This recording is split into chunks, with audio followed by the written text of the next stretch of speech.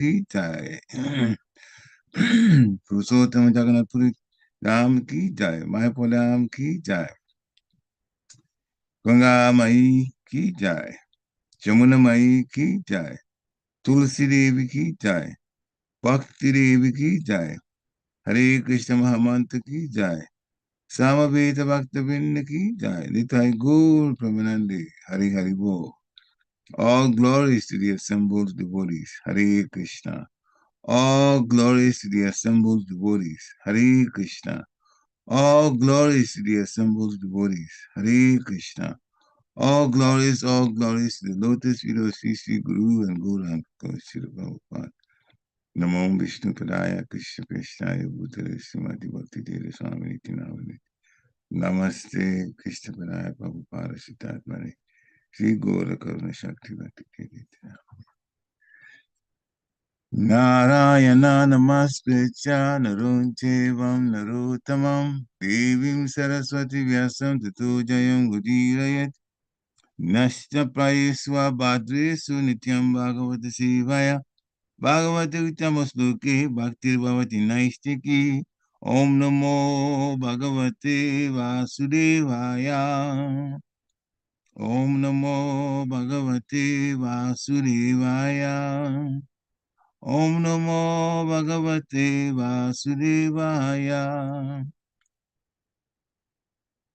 Srimad Bhagavatam, Canto 3, Chapter 16, Text 21.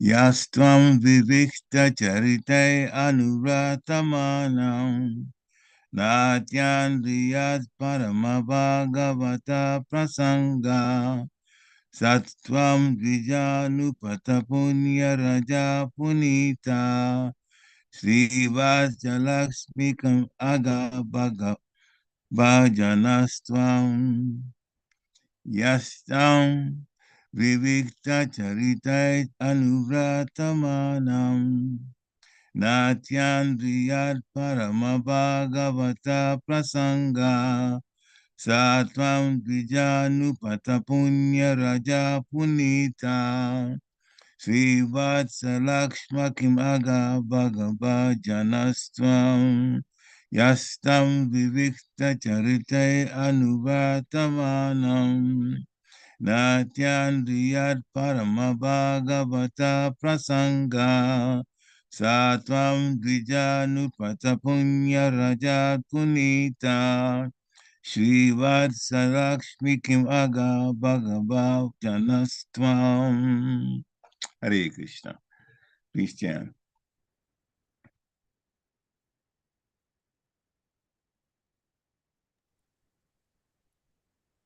Yastam viviktacharitairanuvartamanam natyadriyat paramabhagavata prasanga sattvam dvijanupata punya rajapmunita Srivatsalakshmakim agabhagabhajanastvam. Hare Krishna. Thank you. Anyone else? All right. Word for word. Yahoo. Tam Lakshmi. Vivikta, completely pure. Charity, devotional services. Anuvartamanam, serving. Na, not. Atyadriyat, attached. Parama, the highest. Bhagavata, devotees. Prasanga, attached. Sa, the Supreme Lord. Tvam, you. Dvija, of the Brahmanas. Anupatha, on the path. Punya, sanctified. Raja, dust. Punita, purified. Srivatsa, of Srivatsa. Lakshma, the mark. Kim, what? Aga, you obtained. Bhaga, all opulences or all good qualities. Bhajana, the reservoir. Twam, you. Translation by His Divine Grace A.C. Bhaktivedanta Swami. Srila Prabhupada Ki Jai. O Lord, you are exceedingly attached to the activities of your pure devotees, and you are never attached to the goddesses of fortune who constantly engage in your transcendental loving service.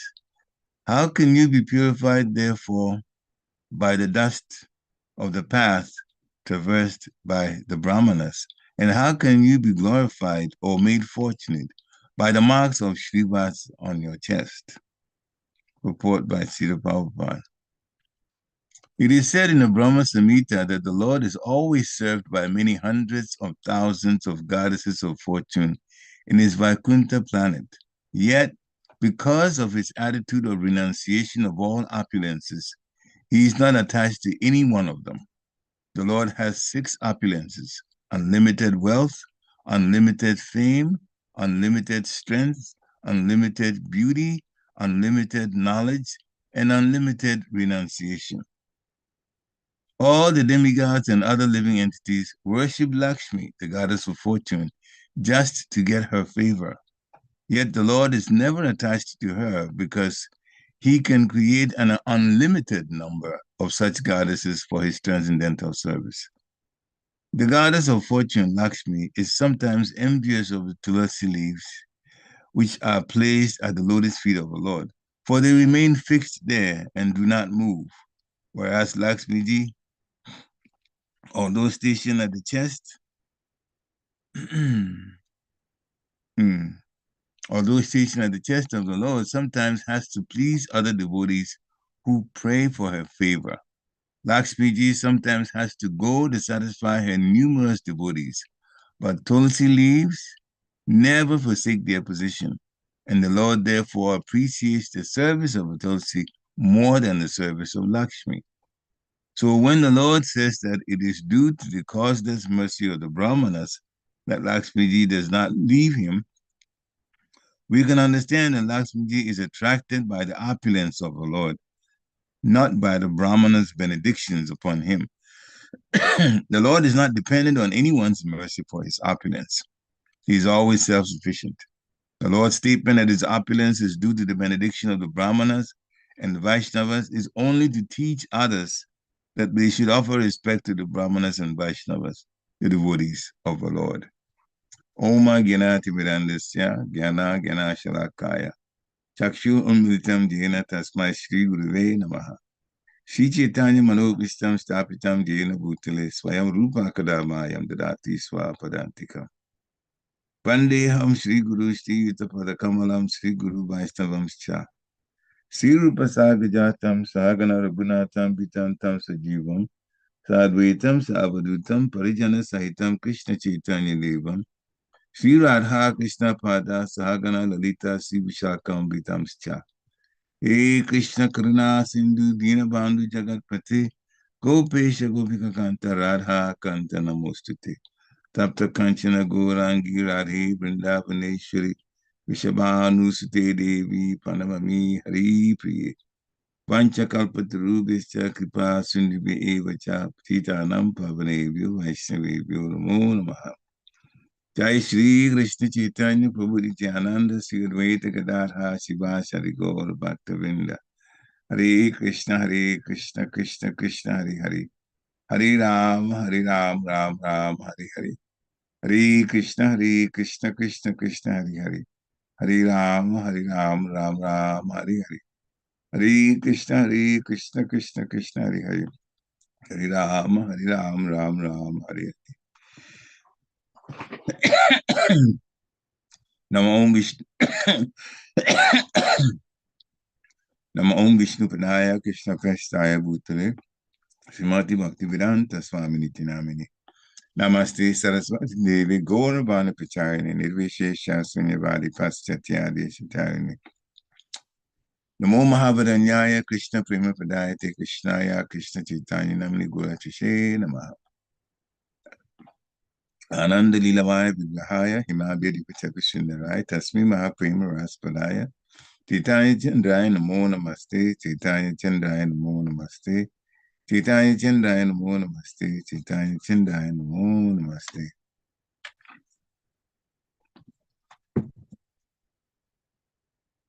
Hare Krishna. The devotees, CC Sepa, holy obeisances, all glories to see the Prabhupada.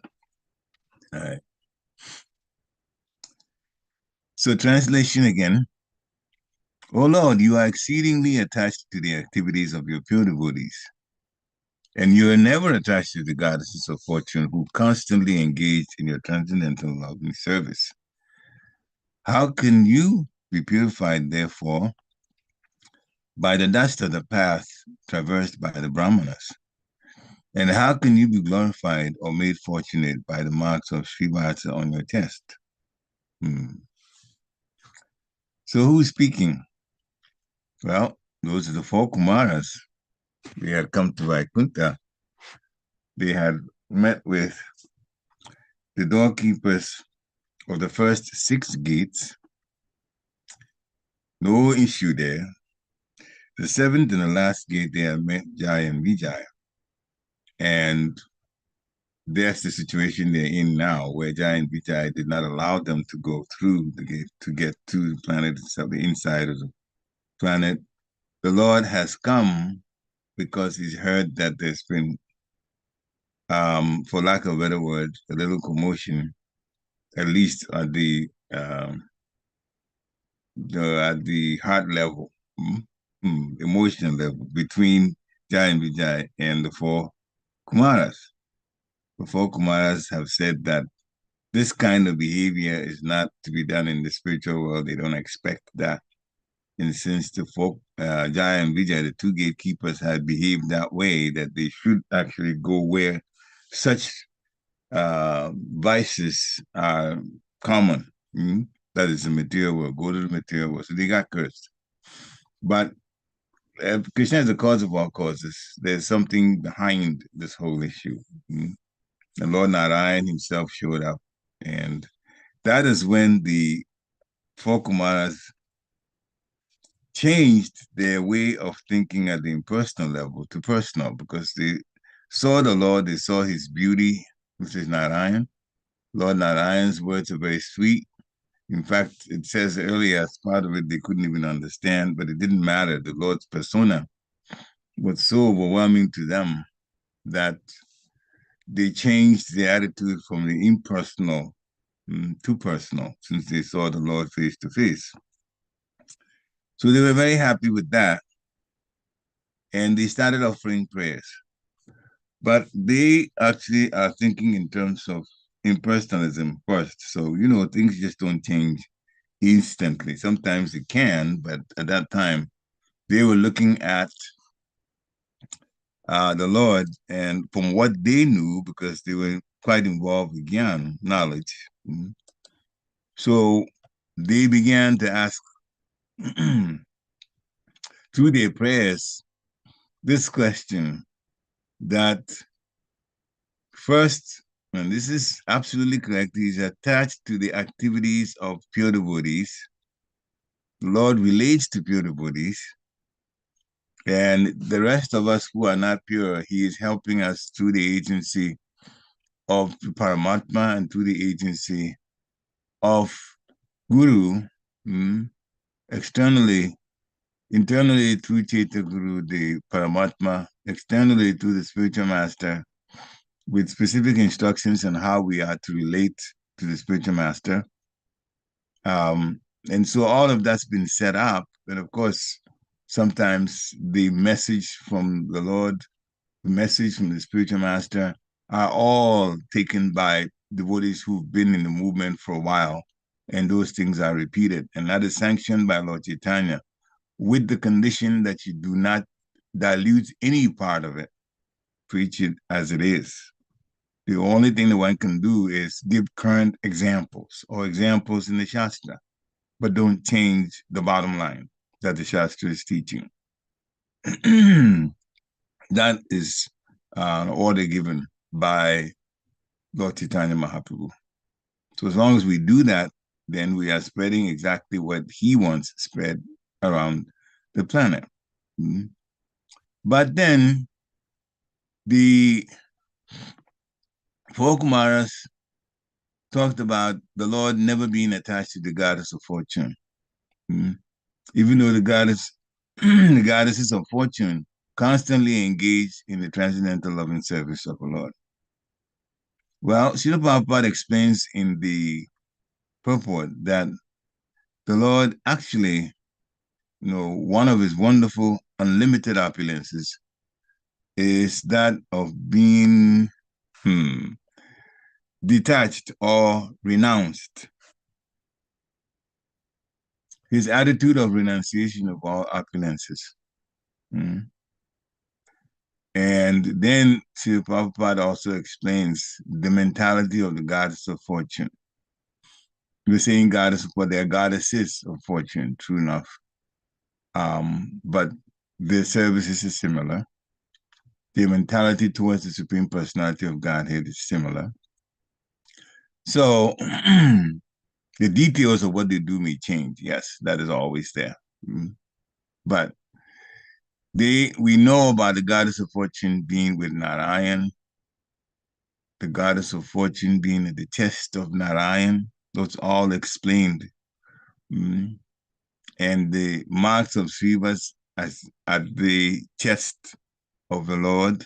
It distinguishes, Srivas jewel distinguishes him from the other residents of Vaikuntha. That's all been explained nicely.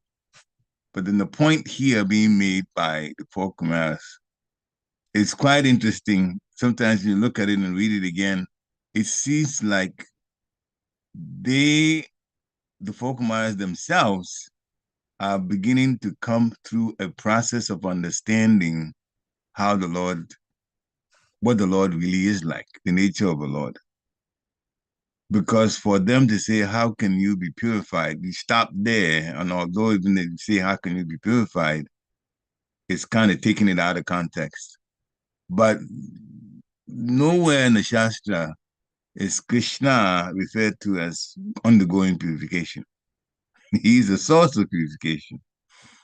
So through the prayers, it is not wrong for the four Kumaras to put it in a question form. This is always a safety net that devotees can, in fact, use so that they don't come across as having criticized. It's a very, very, very important method that devotees should use. Even if you're asking a question based on the wrong premise, just because you're asking a question about it, you're not dictating how things should be. And as long as you're not the one dictating how things should be and you put it in a question form, then the person that's speaking or answering the question can either agree with you or correct you. But in any case, because it's a question form, it's not an imposition, nor is it a criticism. So that's one technique, and we've talked and we're going to keep talking about it until, for lack of a better word, the cows come home, because it is a very, very strong safety net to ask questions rather than to come up with, if there's doubt in your mind, ask questions. I remember in Girinagri, in the early 90s, the times we were there earlier, which was the mid 90s, there were things that came up from the leadership, and the Guru was also there, Bhakti Maharaj at the time. And when I had doubts, because I was living with them, I could just go back, after the meeting and go ask a few questions, especially if his name is used that he said so and so and so, and it does not make much sense to me, and I can't quite wrap my mind around it. I'd go ask him. And there was not one time that he responded that my doubts were not cleared. They were definitely cleared. And so that's what, without, of course, the knowledge of many of my godbrothers and god sisters, I just asked him a lot of questions to clarify things. So I was never confused to get an argument about what was going on because I always asked him. Mm. And if there needed to be a correction, if there needed to be a way in which things should be put, and it wasn't quite put that way, he'll tell me, but I don't know. So I very much believe in the power of having to ask questions to authorities. It is very, very, very wonderful safety net. We can't stress it enough. It's a wonderful safety net. You ask and you ask and you ask and you ask and get things explained. Many people actually may know now that when someone gives a lecture, especially our sannyasis give a lecture, and I knew that definitely about Bhakti Maharaj, because at that time he was the one that was at the GBC and we were getting angry. He was the main person there. That after he gives a lecture, we learn a lot from the lecture, as we do for many of the sannyasis when they give lectures. But when it comes to questions time, then the things that we aren't clear about, he explains, and it puts it at a whole different level when the questions are answered. So it's always better, and the four Kumaras have put theirs also in a question form. Hmm? How can you be purified, therefore, by the dust of the path traversed by the Brahmanas? True enough, the dust of the path, the dust of the lotus feet of Brahmanas can purify. Hmm? So their situation, there's the four Kumaras. They're saying that you're never attached to the goddesses of fortune, even though they constantly engage in the transcendental loving service. And immediately, Srila Prabhupada puts it in the first part of his purport. Hmm? Literally, the first sentence. The Brahma Samhita says that the Lord is always served by um, many goddesses, thousands, hundreds of thousands of goddesses of fortune. Lakshmi Sahasra Satasam Brahma Vamana, served by them, by them. But the Lord sometimes does that to the gopis too. And that's when they try to get his attention and he's focused on Srimati Radharani only, the other gopis don't get his attention. So that also happens. And I'm not speaking out of my own thinking. It is actually in the Shastra. He does that. Hmm? So um, he Krishna or Narayan for this matter, not being attached to any one of them, that is not very surprising because of his attitude of, or his opulence, not attitude, but opulence of renunciation. And Srila Prabhupada qualified all of these opulences by saying he has unlimited wealth and unlimited fame and unlimited strength and unlimited beauty, unlimited knowledge, and unlimited renunciation. Krishna has unlimited wealth, while Narayan has unlimited wealth. Therefore, back in the spiritual world, we will have access to unlimited wealth. That's what that means. Krishna is renounced. He's not attached. We are also charged with having to serve the Supreme Personality of Godhead and also be detached. But for our situation, since we are conditioned souls, we should be detached to material things. It is critical to understand, hopefully come to the realization that to be detached from material is really, really to our advantage. If we don't get detached from the material things, we will be disappointed by the material things. That's exactly what's going to happen. For a while, we think we are happy with the things that we have materially and how we use it to satisfy our senses. But it's only a matter of time. It's only a matter of time that we'll see it differently. And when we wake up to the reality that these things are not going to be with us forever, not even our bodies are going to be with us forever, then we see things as they are. This is a temporary situation. And so the best thing to do in a temporary situation is make the most of it to one's advantage. Sense gratification is not an advantage. feeding the soul, Krishna consciousness is the great advantage because that takes us to a more permanent situation when the body gives up on us and we have to leave whatever we accumulated here. Mm.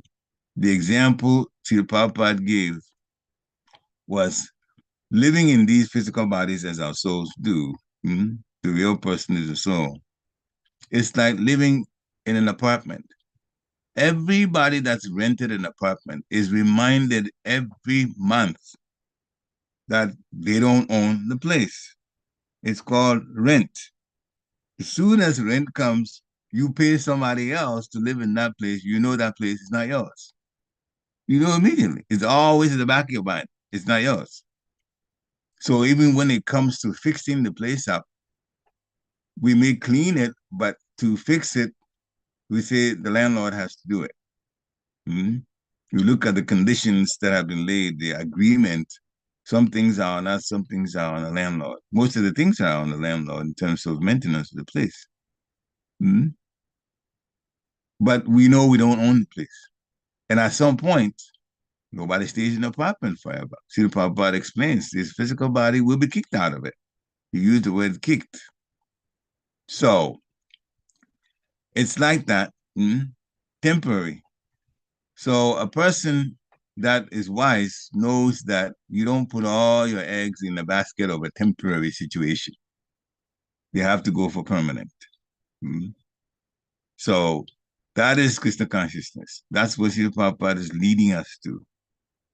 Srila Prabhupada explains that the demigods and other living entities, they worship Lakshmi. So he begins to break down Lakshmi's position and her service, and then compare it to a pure devotee serving the Supreme Personality of Godhead. Another example. This time he compared the goddess of fortune to Tulsi. The demigods, they like opulence. And therefore, since the source of opulence given by Krishna is given the source of opulence is given by Krishna is the source of opulence, but then the opulence is also controlled, as he sometimes does, by the goddess of fortune. He lets someone else run it. Mm? And so the demigods are favoring, praying, wanting things from the goddess of fortune. And the goddess of fortune hears them. Mm?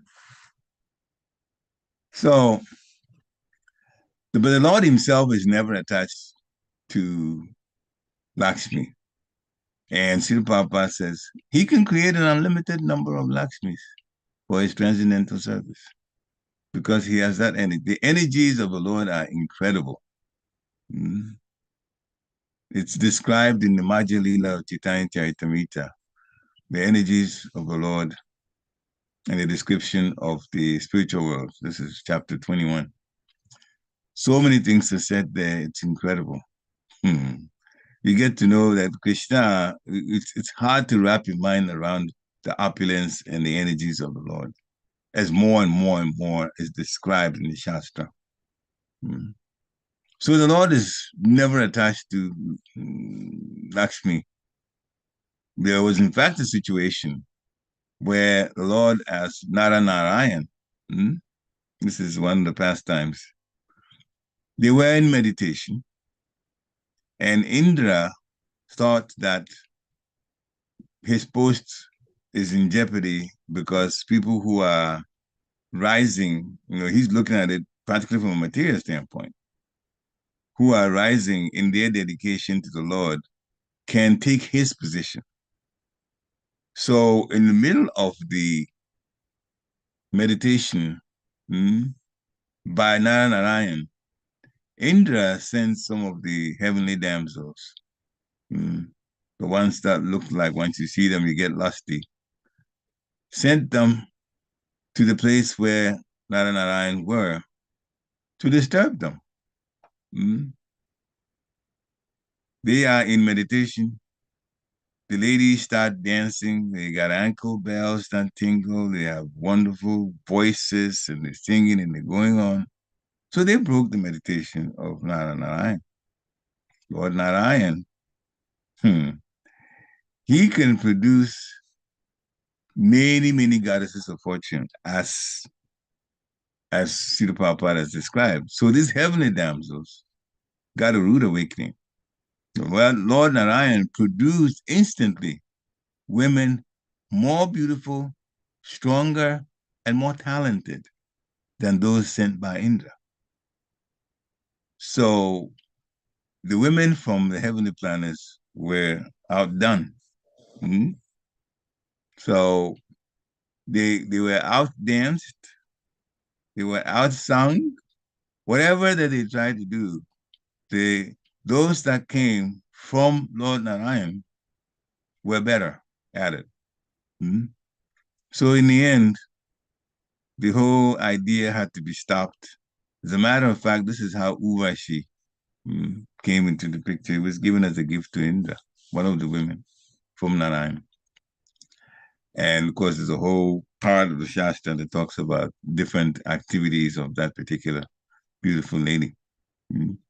So, and Arjun's experience with Urvashi when after a while, but that was part of the what the Pandavas were going to go through, especially in that 1 year that they were going to be incognito.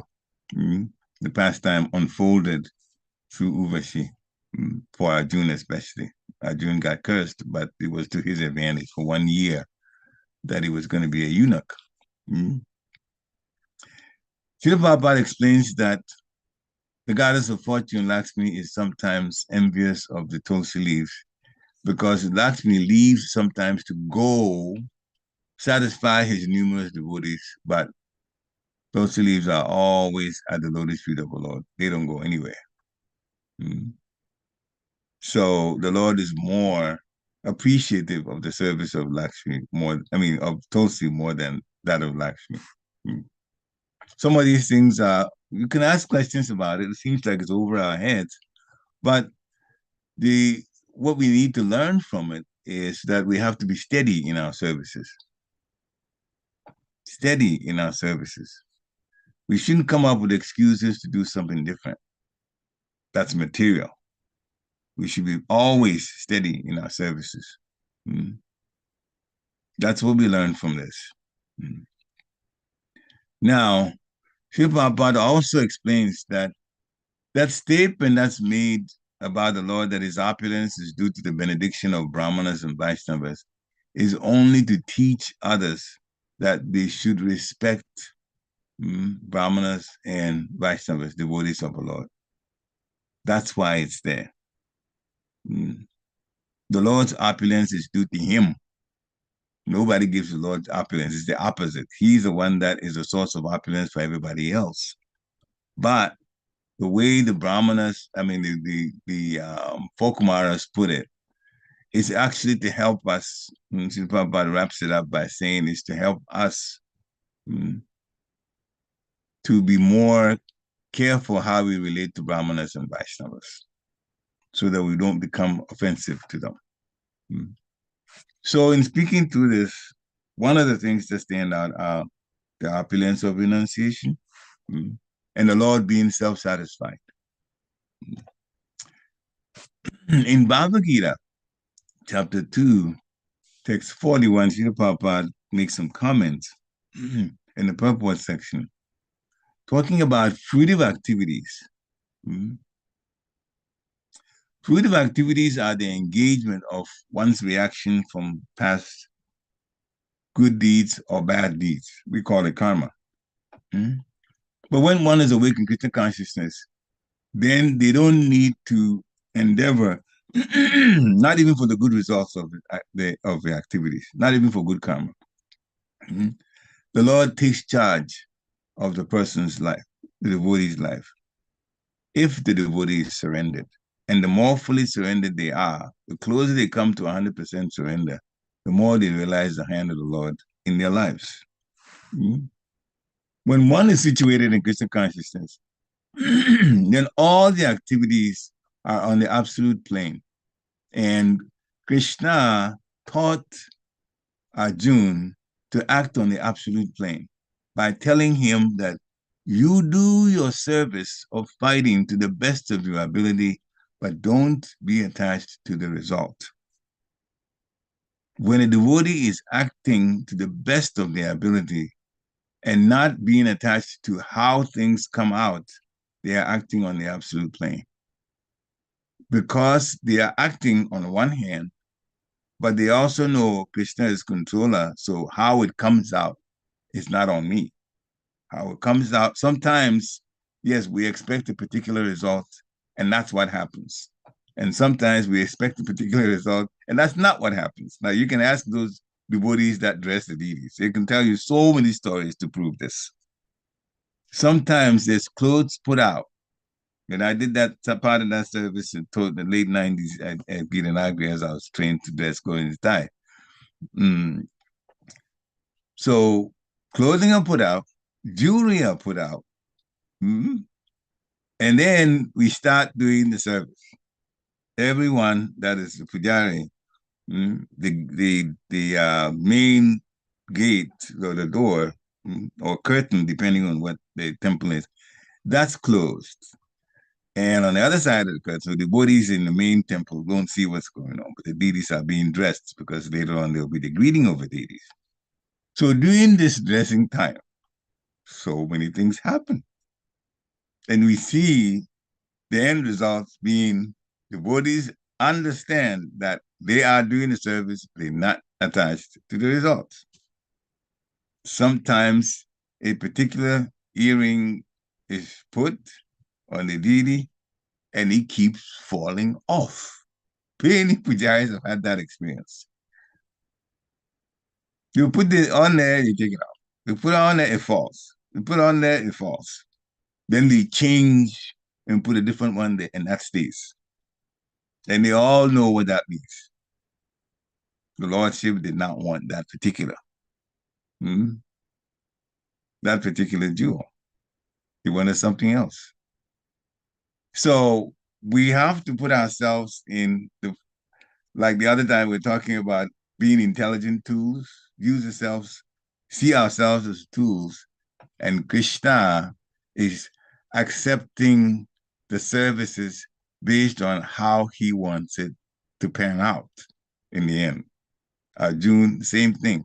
He could never have dreamt of how things were going to fold in the Battle of Kurukshetra. He could never have dreamt that out.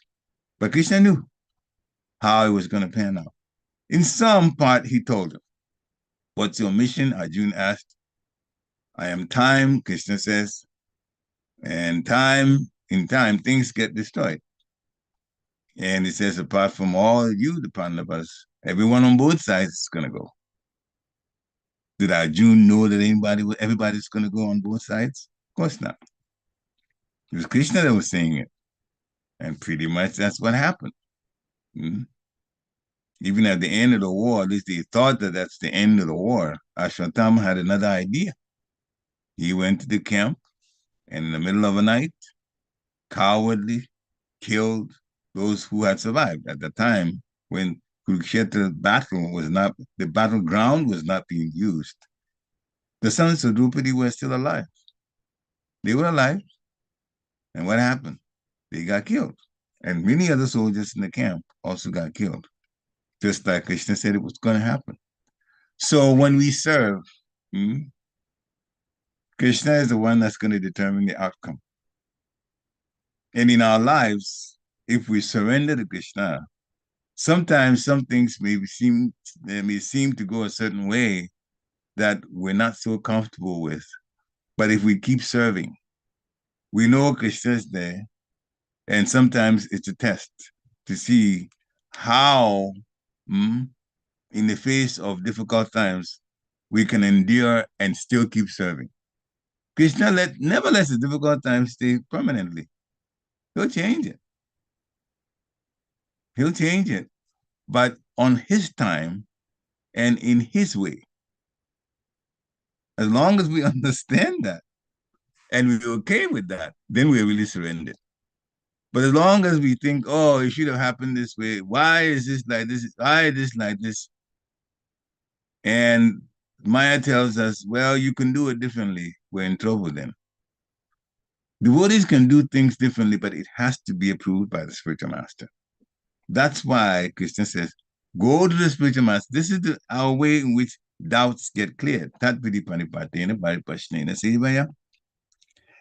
Krishna gives instructions to us through the spiritual master. More seasoned devotees sometimes may get things from the intelligence through Paramatma. But the easier way to go about being instructed on what to do is go to the spiritual master. Inquire submissively and also serve the spiritual master. Service is important to the spiritual master because he represents Krishna. And so if we serve the spiritual master, we are ready to serve Krishna for sure. In all kinds of ways. So that's our situation. We don't make decisions ourselves. We go by what the spiritual master tells us to do. The bona fide spiritual master will lead us and lead us in the right path. We follow and Krishna blesses us. This is what happens. In all our lives, this is very, very, very true statement. You follow the instructions of the spiritual master. You don't have to be requesting for blessings. You'll get it anyway. It will come in different ways. The beauty about Krishna consciousness is it's almost like, in American terms, to say, surprise me. It's like that. It's like somebody saying, surprise me, because you don't know how the end result is going to be ever. You don't know. Krishna just makes it happen. And the beauty of it is you could never have figured out how things were going to pan out. It just happens. It's not for Krishna. For us, it's like that. It just happens. But Krishna knows what he's doing. And so for our part, if we give our hearts to service, deep service, but not be attached to results, as Krishna said to do, then our life becomes quite wonderful. And as my Guru Maharaj, Bhakti Maharaj likes to put it, then we're living in the realm of Krishna magic. If you think about magic, magic was things that you didn't expect the result, but then they happen that way. And you don't know until the result actually comes how the result is going to be, until it just happens.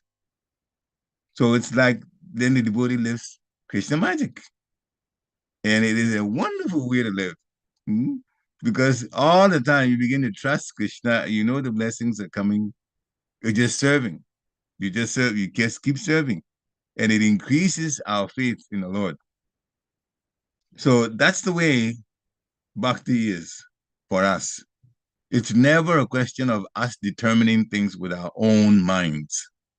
It's us surrendering to the situation and serving according to the instruction of the spiritual master and Krishna. That's the magic, the end of it. So, in Bhagavad Gita, chapter 5, text 32, no, text 2, we have to understand renunciation in a certain way. Srila Prabhupada defined it so nicely in his purport. Renunciation is complete when it is in the knowledge that everything in existence belongs to the Lord, and therefore no one should claim proprietorship over anything. When a person is thinking that way, then that person is really renounced. Just like living in an apartment. Yes, we are using the apartment, whatever amenities that apartment supplies, but we know that there's a landlord and he's the real owner. Therefore, we're not attached to the apartment. Nobody is in their right mind. So renunciation is complete when devotees understand that everything in existence belongs to the Lord.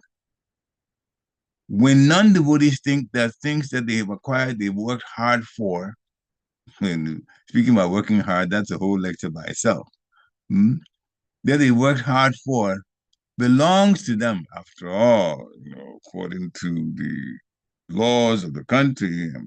The certain department has put my name on here. I'm the owner. I'm the one that makes the decision on it. And so they think, well, it's mine until death comes. Krishna comes to take away everything. Then how do we own them? Not even our bodies belong to us. Not even the way our bodies go on, we have much control over. Not even that. In other words, it's another way of saying we're going to get old and we can't stop that. So, how the body relates to us, the soul, until the end of the use of the body, even we don't have control over that. We can try to keep it healthy, but we can't stop old age. Hmm?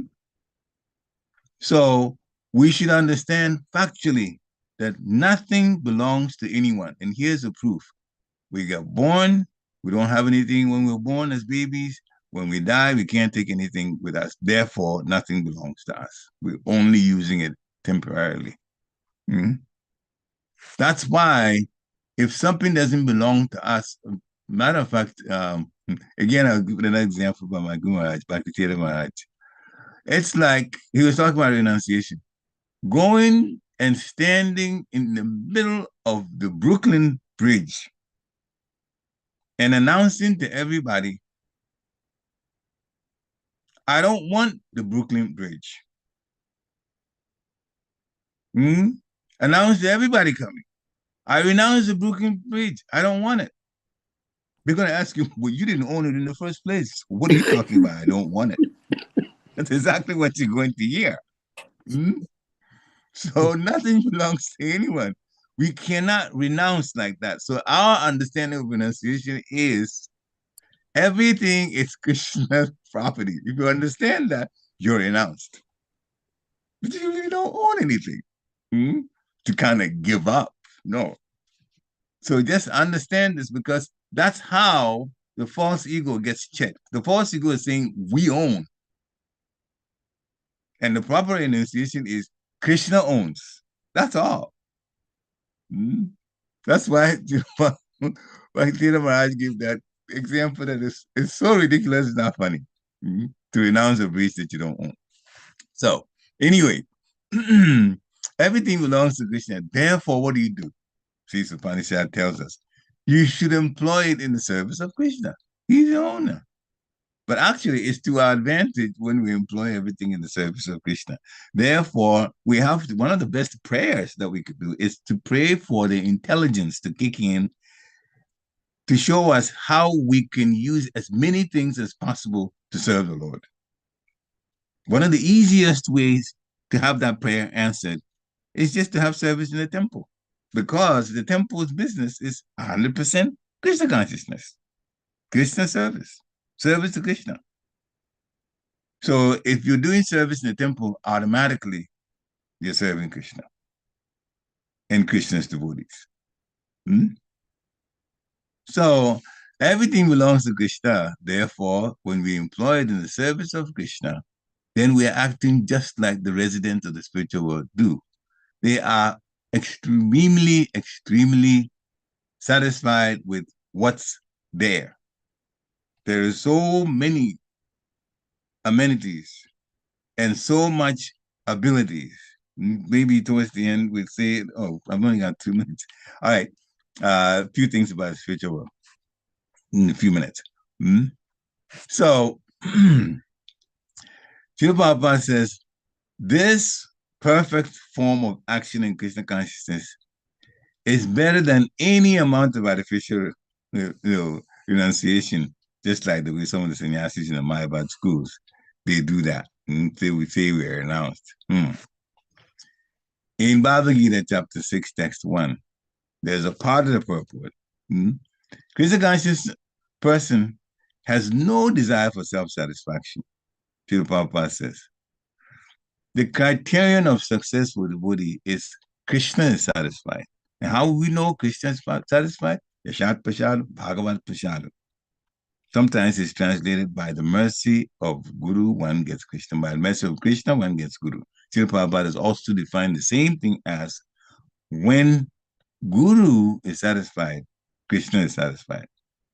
So when we satisfy Guru, Krishna will be satisfied. How do we satisfy Guru? Guru gives instruction and we make it priority, not just obey it, but make it priority in the things that we have to do.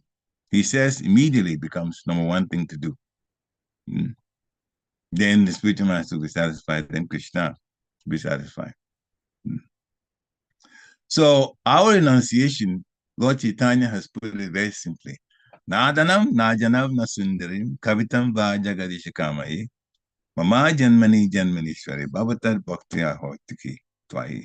It's the fourth sloka in the Shastaka. It's also in Antya-Leela's Chaitanya Charitamrita, chapter 20, text 29. So it says, oh Almighty God, I have no desire to accumulate wealth. Stop. Lord Chaitanya says, I have no desire to accumulate wealth, nor to enjoy beautiful women. Again, my Guru Maharaj explained, enjoy beautiful women means men for women and women for men. Nor do I want any number of followers. But Instagram is now says follow and follow and follow. Yeah, we leave that to you what to do about that. What I want is the causeless mercy of your devotional service in my life, birth after birth. So no desire to accumulate wealth. Should a devotee think that way? Lord Chaitanya says it should be that way. So to accumulate wealth, can we be wealthy? The answer is yes. But the mentality of a devotee in seeking wealth is, I want to use that to serve the Lord and the Lord's devotees. Wealth is the one that pays for projects. So projects in Krishna consciousness, if we send our money that way, we're contributing to the spreading of Krishna consciousness on the planet. So wealth should be for that reason. It should be for that reason. Remember, we're going to be here only for a short while. 100 years is not long at all. We need to have money for emergencies and money to keep going.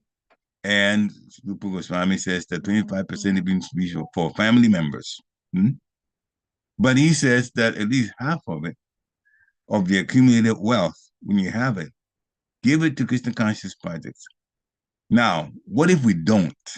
What happens? We're going to die and leave it. That is a fact. And if we die, that money goes somewhere else, into someone else's hands. What they do with it, we don't have control over that. So if the person that the money got given to, and we just hung on to them, like a miser, hung on to them, never used it in serving in any projects, and then we leave the body. And now somebody else is in control of the Lakshmi. And they use it correctly in a Krishna conscious project. Guess who gets the credit? They do. Who earned the money? You did. But now they have got the credit, so they're beating you to it. Had we given it, we get the credits. But since we didn't and you left it, then somebody else took it and they used it in Krishna conscious projects, then they get the credit. What if the person does not use it in Krishna conscious projects? Then they use it for sense gratification. That's wasting the money. And that is also going to go against them. And now we become an accessory to the person's wrongdoing, wasting money, because we made the money available and now they wasted it. We become an accessory. So now it goes, indirectly against us also. So we have to, either way, the conclusion is use a larger portion of it to serve Krishna. We shouldn't try to enjoy beautiful persons of the opposite gender. Don't worry about beauty. Our beauty is temporary. Old age comes and takes it all away. But in the spiritual world, it is permanent. And it is the best type of beauty you can see anywhere. Nobody is as beautiful in the material world as those in the spiritual world. And speaking about the spiritual world, where we're going, where Srila Prabhupada is taking us to, meaning Golok Vrindavan. The residents in Golok Vrindavan, according to Brihad Bhagavatamrita, there is levels of beauty. The most beautiful are in Krishna Loka, according to Brihad Bhagavatamrita. Everybody is stunning, but there's more stunning and most stunning. And the most stunning residents are those in Krishna Loka. The spiritual world, we have to really detach from the material world here. There's no question about it. So one more point, and then we'll stop. The spiritual world planets, we've heard, are bigger than the universes. Now, Chaitanya Charitamrita brought the numbers out one time. The universe that we are in, this one, it's actually categorized as one of the smaller ones. 4 billion miles in diameter. 4 billion. 4,000 million miles in diameter. From one end to the other end, across the middle to the other end. Chaitanya Charitamrita Madhya Lila, chapter 21, specifically verse 4, looks at the breath, which is the same thing, they use the word breath, of each Vaikuntha planet. Now, he says the number is 8 miles times 100 times 1,000 times 10,000 times 100,000 times 10 million. So, of course, there's a whole bunch of zeros there. 100 has 2 zeros, 1,000 has 3 zeros, 10,000, 4 zeros, 100,000, 5 zeros, and 10 million, 7 zeros. So if you add all the zeros out, then it's like writing the number 8 and adding 21 more zeros to it. That's how large a planet, not even call it universe, a planet in the spiritual world is. One spiritual world planet, 8 with 21 zeros. Now, our universe is 4 with 9 zeros after that.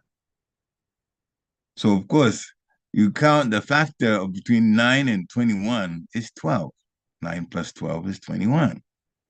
And 12 zeros past any number is called trillion, which means a Vaikuntha planet is 2 trillion times bigger than our universe. Never mind the planet.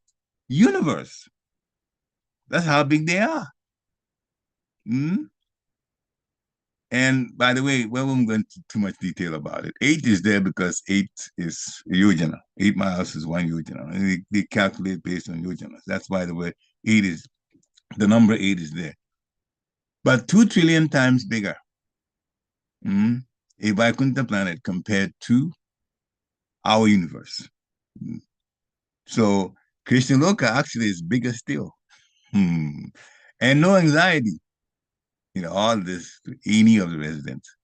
So let's detach from here, use the things that we have in Krishna's service, pray for more ideas as to how we can use what we have in Krishna's service, how to improve the services that we have now, the quality of it.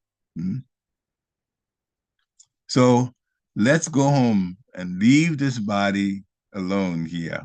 Before we do, chant and serve with all our hearts. So we shouldn't be attached based on what is waiting for us. We just put the value of, the opulence and even the very size of the Vaikuntha planets to let us know that, we can't even imagine the universe, how big a universe is. And the Vaikuntha planet is 2 trillion times bigger than the universe. 2 million taken a million times, that's 2 trillion. So there's so much waiting for us. And all we have to do is chant Hare Krishna, Krishna Krishna, Hare Hare. Hare Ram, Ram Ram, Hare Hare. The Lord has given us so much mercy. We can't even wrap our minds around the mercy, the extent of mercy that's been given to us. So when Srila Prabhupada says, Krishna is anxious for us to go back home, so much has been given. And home is absolutely incredibly incredible. Mm-hmm. And there's Chaitanya Charitamrita at least gave us a sense of one planet in the spiritual world, how big it is compared to our universe. So we are little peons, atoms. Let's go home. Let's go home. And all the anxieties will stop. Hare Krishna. Shira Prabhupada ki jai. Thank you very much, dear Buddhis. This is the time to unmute yourself. If you want to ask questions or share your realizations, then you certainly can. Hare Krishna. Hare Krishna, Prabhu. Thank you very much for Yes, very nice please. class. Krishna's mercy, Prabhu, Guru's mercy. one thing we all the time hear, like you said very nicely, that this whole universe, our material universe is 2 trillion times big. Spiritual universe is 2 trillion times bigger than our planets. In our not planet, but whole universe. Yeah. But many classes, we hear that it is 3/4 is the spiritual planet and 1/4 is the material planet. So I do not know how which is true. That is comparing volume. The volume. Yeah.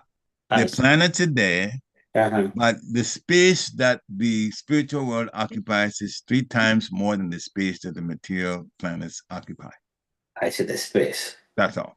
Yeah. And the 2 trillion But is the numbers of them, that's another story. The numbers of the planets I themselves, that's see. another You are a mathematician, so I'm in different branch. I cannot story. calculate that 2 trillion times. Yeah, well, we sometimes when we get these numbers and I start putting on the calculator, okay, so then what's the conclusion for this? I Uh, love to do that so just to that's a have fun. so that's a volume. Yeah. Two The trillion times. volume of the whole spiritual world, the space that it occupies, is 3 times that of the material world. So it's like the whole volume of all existence divided into 4 and give 1 to the material world and give 3 to the spiritual world. That's the way it is. I see. Okay. Yeah. Yeah. Like that. Thank you very much, Prabhu. Hare Krishna. Great. Any other questions? Suman Mataji? Suman Mataji, Hare Krishna, peace is upon the basis, all glory to Srila Prabhupada. She had herself unmuted, so I thought she was ready to Say say something. something. So Okay. while we wait for her, I had a question, Prabhu. Earlier in Sure. the class, you said, ask submissively, ask your guru for clarifications. One of the things I struggle with is sometimes I feel I'm asking the same question, especially when I'm trying to resolve a conflict in my mind. Yeah. And it seems like I'm asking him the same question, and I worry that he might feel I'm want to hear what I want to hear, and that's why Yeah, asking I'm the same thing asking same thing over again. How do I go forward with that? So, yeah, you're saying that you feel that the spiritual master might realize that you're asking the same question, maybe put in different words, but the same idea behind that question. And how do you get past that? So I have one question for you. Has he mentioned to you that you're asking the same question over and over again? No. Okay. I didn't think Vaisheshika Prabhu would do that. But I just wanted to hear from you because he's quite patient. He's quite tolerant. When a person asks a question and they ask a question again and they ask the question again, like in your case, you feel like you're doing, on the one hand, you might say, oh, it's my own false ego and I want a particular answer and I'm not getting it. And that's why I keep asking it. Well, that may happen. But on the other hand, for the person that's answering, you put that person in this case, your guru, in a situation where he'll have to break down and add more parts or more angles to the answer that he's giving you. And that's to your advantage. That's actually to your advantage. So on the one hand, if you feel like I'm asking the same question because I'm not getting the answer that I want, if you actually know that, then that's a hint that you have to stop asking that question. But if you still think that something has to come out of this and I haven't gotten it quite yet, Krishna would guide the guru to actually let you know in the end by having you look at different, because there are many angles to look at an answer, even to a question. And there are many angles and different ways to ask questions too. They're both there. And that's not bad. It's nothing bad about that.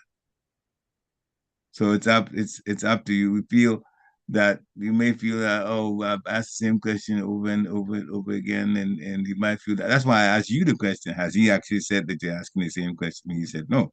Well, then you will get different answers, the different versions and different connections, different parts of your answer to actually, in the end, you will get a fuller answer to your question. So it's not bad, but you yourself have to be careful too. He's never asked me. He has never said that to me. He's never made me feel even that I'm repeating myself. Yeah. And I have to say, in the time that I'm having to wait, I am seeing, I'm sort of kind of able to see why he's saying or where he's coming from with his answer. Yeah. I also see that he can see my struggle with it. He has not dismissed my struggle. He has not said, get over it and get on. He hasn't said that. He sees my struggle with it. He realizes that this is something that has been hard for me. But still, I think I am not understanding why, and why not another way.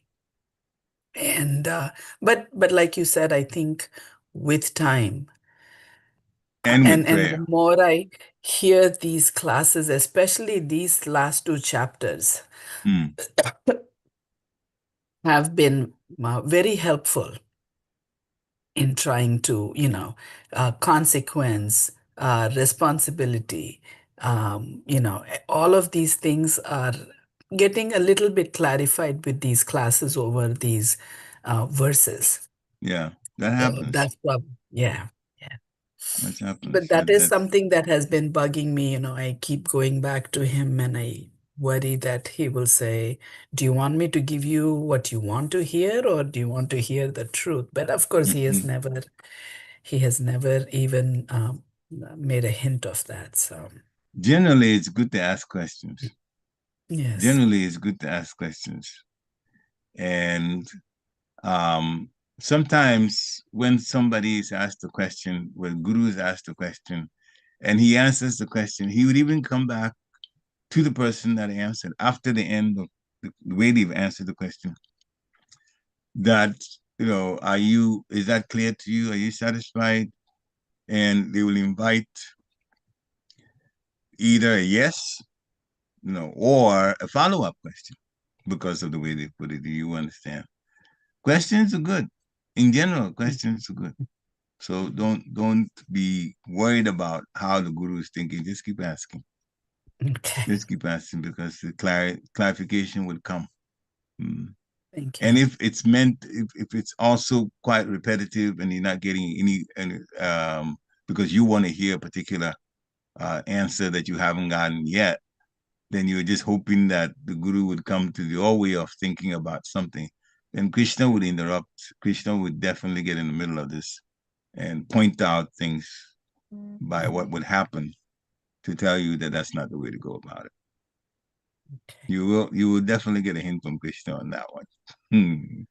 So if you haven't gotten it, then you're asking questions, and don't worry about it being seemingly repetitive. Krishna is always watching what we do.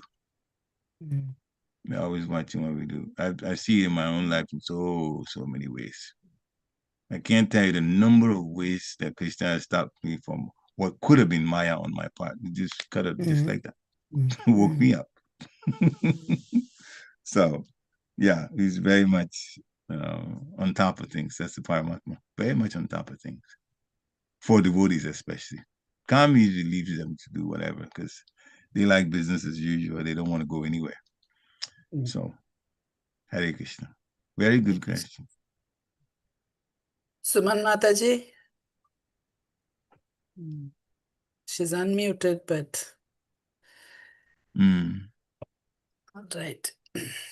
I don't think it's well, from my end here, I don't see a microphone icon in front of her name. That's true. She's probably on the phone then, and... Yeah. Hare Krishna, Prabhu. Hare Krishna. Please accept my humble obeisances. Accept mine. God is your Prabhupada. Only thing is, my weakness is I am not there to ask any questions to anybody. But sometimes I feel questions in myself. But I don't know. I never ask any questions to my Guru Maharaj or any speakers, every day. But I want to listen to other people's questions. Sometimes I do get my answers. That's very true. But I'm not there to ask any questions to anybody. Well, there's no rule that says you have to ask questions, though. If you're learning from the questions that other people are asking, that's also very good. That's also very good. And I don't know, I never ask any questions to my Guru Maharaj. But whatever little time I spent in California with in the temple, I just got my own answers. That's all. I never ask any. Well, then I have a story to tell you. What? It was a very nice story. My Guru Maharaj said it first time in Girinagri, Bhaktivedanta Maharaj. And it was about Srila Prabhupada's spiritual master, Srila Bhaktisiddhanta Saraswati Thakur Maharaj. So he just put this, my Guru Maharaj put it at the back of my mind to tell the story. So there was this erudite, very, very learned scholar that came to visit Srila Bhaktisiddhanta Saraswati Thakur Maharaj. His aim was he wanted to come discuss Shastra and very important high-level topics with Maharaj, who himself is a scholar. Srila Bhaktisiddhanta Saraswati Thakur Maharaj is a great scholar. And this person that also looked at himself like that, he thought he could get wonderful, deep insight answers from the discussion he was going to have with Srila Bhaktisiddhanta Saraswati Thakur Maharaj. So he comes to visit Maharaj, and Maharaj says, all right, we'll have the discussion, but before that, go to the temple. The pujaris are there. Go to the pujaris, that is, go to the temple room, in the back of the temple room, the altar, the back of the altar, that area where the pujaris are. And go be with them first. And after that, you can come back. So Srila Bhaktisiddhanta Saraswati Thakur Maharaj asked this scholar that wanted to have a discussion with him to go do service first. That's why I asked him to go see the pujaris. So the man went, and where the pujaris were, he told the pujaris that Bhaktisiddhanta Saraswati Thakur Maharaj had asked him to come, even though he had gone to see him to have some discussion. But he said, go talk to the pujaris first. Before the pujaris could hear anything he had to say, they said, all right. So Maharaj said, come, this is what we're doing. We're cleaning the paraphernalia for the deities. Just join us in cleaning. So the man agreed. He started cleaning. And when he finished, he thanked the pujaris. And then he left. And when he left, he didn't go back to Srila Bhaktisiddhanta Saraswati Thakur Maharaj. He did not. He was just going to leave and go.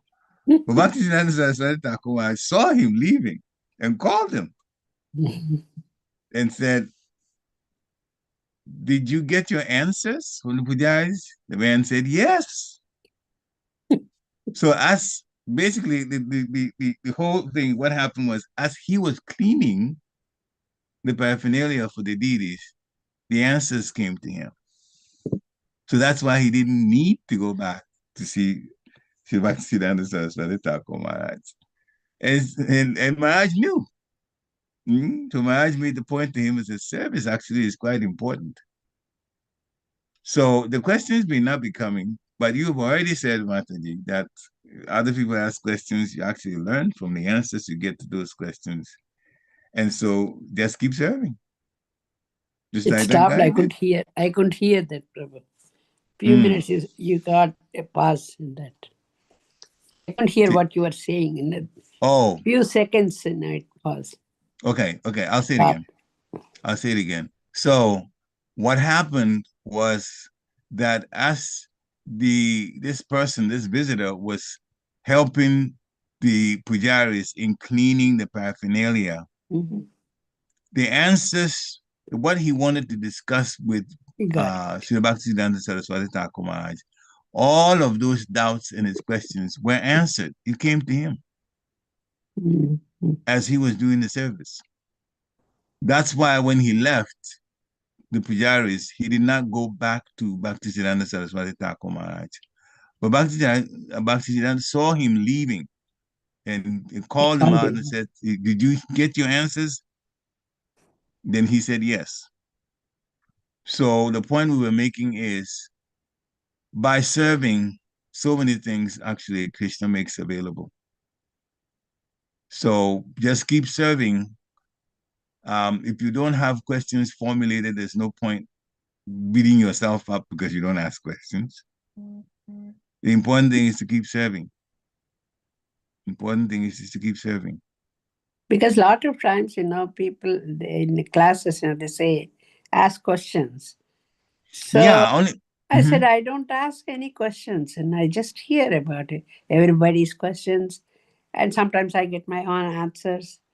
So I don't know. So you don't ask questions. That's not necessarily a habit. Maybe if you don't mind, I'll put it this way. You don't have questions to ask. Is that true? I don't have any. Yeah. Yeah, if you don't have questions to ask, that does not mean that you don't ask questions necessarily. You don't have questions to ask. That's the reason you don't ask questions. Yeah. That also means that sometimes you understand. That's why you don't ask. That also, I don't know whether I understood or not. But many of times, for other people ask questions, so sometimes I get my own answers in that. Yeah. And the main thing is to serve. So even if you don't do, you just serve. Here's another story. There was an illiterate person, a devotee, whose spiritual master asked him to read Bhagavad Gita. But he was illiterate. He couldn't read. But he knew that when the Guru tells you something, you have to obey. So he took the book. He couldn't read it. People were laughing at him.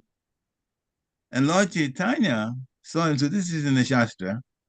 Lord Chaitanya met up with him and he asked, Lord Chaitanya asked him, so I know you're literate, so why are you having this book you can't read?